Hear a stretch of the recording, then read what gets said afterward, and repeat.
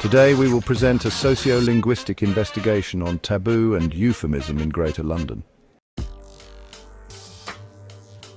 First, let's take a brief look into what taboo and euphemism are. What is a taboo? According to the Cambridge Dictionary, taboo is a subject, word, or action that is avoided for religious or social reasons. Scholars also have a similar view. Taboo refers to things that are not said, prohibited, or unspeakable. People prefer not to talk about these things in the community, like an unspoken rule. What is euphemism then? Euphemism is a word or phrase used to avoid saying an unpleasant or offensive word. Although people try to exclude the unpleasant or offensive words in their language, it does not stop them from not mentioning those things at all. They do it in a deliberately less indirect way. Some suggested that this is an overcompensation influenced by the unwillingness to confront the reality. To this point, you might think taboo and euphemism are quite similar. Are they the same then? Not really. The two do have a codependent relationship. More explicitly, the linguistic outcome of taboo in verbal form is the application of euphemism in one's language exchange.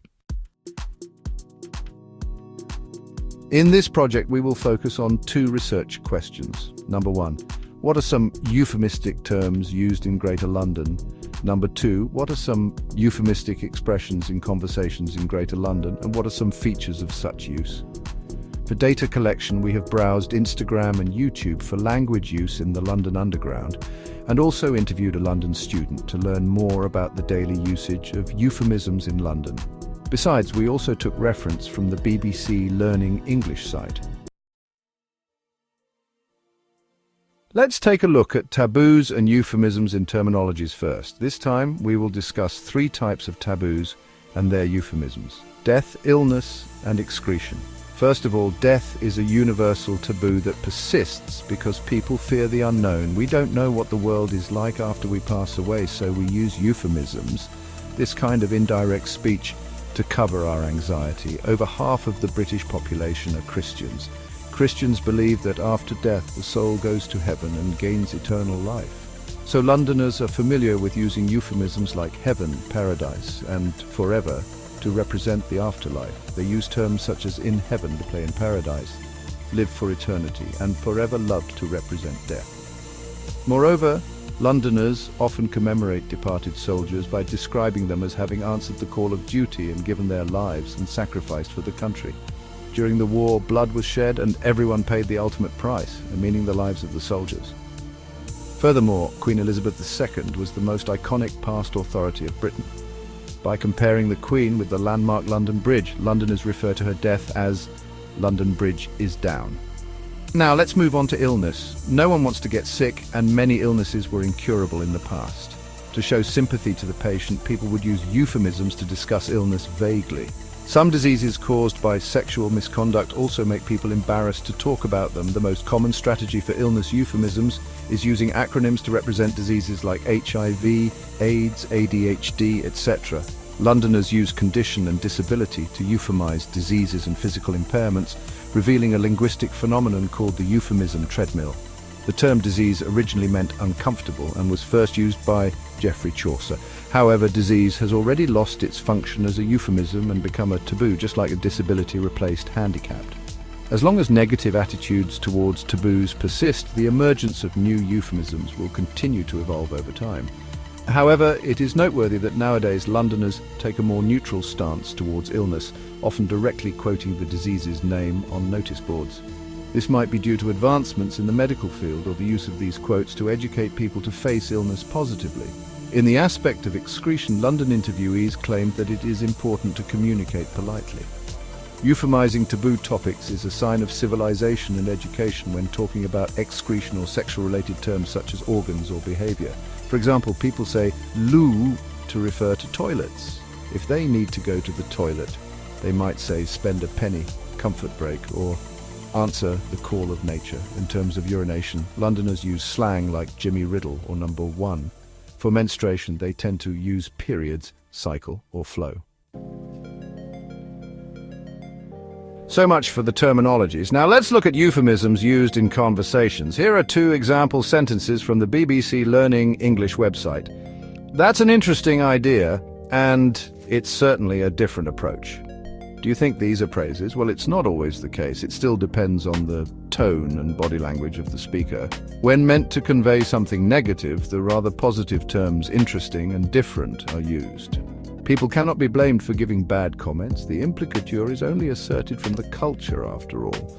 Other than the choice of vocabulary, we could also shift the focus of the sentence to apply euphemism. Here are two more examples of how the Brits do it. You have really thought about this. And, well, I can see you've been working on that. This could be a situation where the outcome of a person's work may not be desirable. However, the speaker tries to recognize one's effort instead of the achievement. What is the rationale behind the use of euphemism in conversations then? According to a London student interviewee, this may be due to the social and cultural influence of Britain. People value politeness very much, which restrains them from giving negative feedback or even disagreeing with others in general, making them very indirect. Politeness is defined as showing awareness of another person's face. The concept of face is a public self-image that every member wants to claim for oneself. Disagreeing would hurt the face of the other person, which is not desired in British culture. These are two cases given by the interviewee and what she would do. If you disagree with someone, your response could be, "I don't know," and then try to switch to another topic. If someone asks you, "How are you doing?" you always respond with, "I'm all right," even if you are not doing very well, unless that is someone you are very close with. Telling the truth about how you are doing to anyone you are not familiar with would make them think you are trauma dumping, which is considered socially unacceptable. Here we can also see that politeness arises from solidarity concerns. She also mentioned another taboo in the interview, self-deprecation, that the term refers to a mindset that I am not good, others are better. That is why people tend to dislike or even crowd out people with pride. Anything that showcases one's excellence is a taboo. To conclude, let's answer the research questions one by one. Firstly, what are some euphemistic terms used in Greater London? The euphemisms for death vary among identities and religious beliefs. The euphemisms for illness reveal the euphemism treadmill and a change in attitudes toward diseases.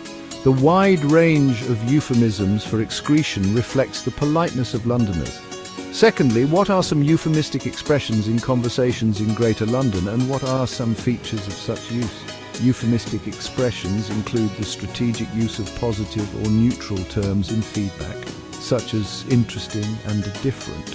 The focus is often shifted to effort instead of achievement when the outcome is not desirable. This is due to the taboo of disagreeing and the emphasis on politeness in British culture. Taboos and euphemisms are not limited to the Greater London area. They might be applicable to the whole United Kingdom since they share the same origin and culture. We could even view this from a microscopic to a macroscopic perspective. Other cultures or countries may share the same taboos as well. For instance, Chinese people always avoid anything related to death. Some buildings do not include the number 4, which has the same pronunciation as death in Cantonese, in their lifts.